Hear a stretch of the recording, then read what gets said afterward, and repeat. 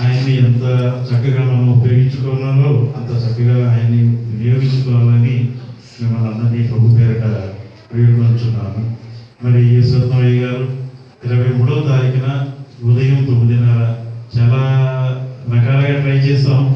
సాయంకాలం చేరుకునేటట్టు ఇక్కడికి వస్తే బాగుంటుంది, సో దట్ అందులో ఎయిర్పోర్ట్కి ఎక్కువ మంది వెళ్ళి రిసీవ్ చేసుకోవడానికని. కానీ మరి ఏ సత్యమయ్య గారికి అక్కడ విశాఖపట్నంలో ఒక కార్యక్రమం ఉంది, దానివల్ల సాయంకాలానికి ఇక్కడికి చేరుకునేటట్టుగా కుదరలేదు ఫ్లైట్. సో దాని గురించి 23వ తారీఖున లక్షవారం ఉదయం 9:30 గంటలకు ఆయన ఇక్కడ ల్యాండ్ అవుతారు. సాధ్యమైనంత వీలైన వారు ఆయన రిసీవ్ చేసుకోవడానికి రావాల్సిందిగా ఆహ్వానిస్తున్నాం.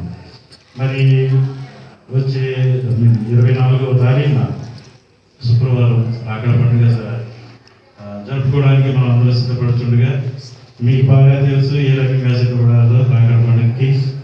సో ఎవరైతే ఏ రకంగా సిద్ధపడబోతున్నారో మరి లీడ్ చేస్తున్న మీ చిట్టాక గారికి, నేను చిట్టా కనపడదు కదండి,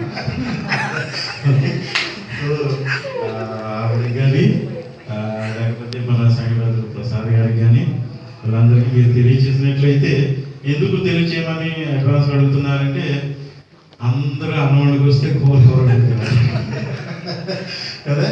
సో లేదా అందరూ స్వీట్లు తీసుకొస్తే ఇక వేరే, అందుకని బ్యాలెన్సింగ్ చేయడం కోసం మీరు ఎవరెవరైతే సిద్ధపడి ఉన్నారో, ఇందులో ఎవరిది బలవంతం లేదు. ఒకవేళ ఎవరికి కుదరలేనట్లయితే సంఘం తరఫున మనం అరేంజ్ చేసుకోవచ్చు, అందులో ఇబ్బంది లేదు. సో సిద్ధపడిన వారు మాత్రం మీరందరూ కోఆర్డినేట్ చేసుకుని ఒకరినొకరు కోఆర్డినేట్ చేసుకుని దానికి మన వచ్చిన వాళ్ళందరికీ సరిపడేటట్టుగా అందరూ దాన్ని ప్రిపేర్ చేసుకుని ఇక్కడికి వచ్చి ప్రభురాక పండుగ చేసుకుంటూ సంస్కారాన్ని ఆచరించి సంస్కారానికి సిద్ధపడి సంస్కారాన్ని ఆచరించి రాకడ పండుగ బిందును ఆరగించి ఇంటికి వెళ్ళడానికి అవకాశం ఉంటుంది. అలాగే మరి అయ్యగారు ఇక్కడ ఉన్న టైంలో 24వ తారీఖు నుంచి 29వ తారీఖు వరకు, అంటే 30వ తారీఖు మధ్యాహ్నం 3 గంటలకి బయలుదేరి వెళ్తారు అయ్యగారు. సో 24 నుంచి 29 వరకు పత్రికా సేవ. ఈ పత్రికా సేవ ఎందుకు మనం దాని మీద కాన్సన్ట్రేట్ చేయాలి అంటే, ఈరోజు చెప్పింది మనం ఈరోజు ఏదైతే మనం విన్నామో చెప్పింది మర్చిపోవచ్చు.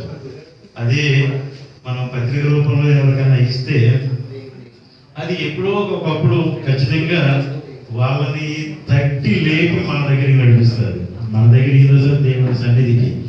సో ఆ రకమైన పత్రిక సేవలో మీరు పాల్గొనండి. సో అయ్యగారిని సాధ్యమైనన్ని ఎక్కువ ప్లేసులకి తీసుకెళ్ళడానికి ట్రై చేయండి. మీకు అందరికీ అయ్యగారి గురించి తెలుసు, పొద్దున లేచిన నాకంటే బాగా తెలుసు, ఎందుకంటే నేను మీ చిట్టాక గారు చేసుకున్న తర్వాత నాకు అయ్యగారు తెలుసు, అంతకు ముందు నాకు తెలియదు.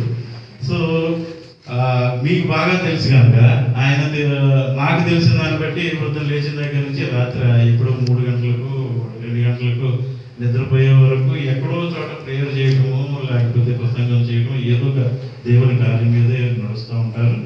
సో ఆయన్ని సాధ్యమైనంత వరకు ఎక్కువగా వాడుకోవడానికి ప్రయత్నించండి. సో ప్రతి ఒక్కరూ సిద్ధపడండి రాకడ పండుగకు, అలాగే ప్రభరాత్రి భోజన సంస్కారానికి సిద్ధపడినండి. తర్వాత కాస్త మాకు చిన్న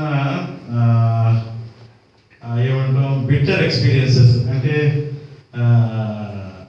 అదొక రకమైన చేదు అనుభవాలు ఎదురవుతున్నాయి.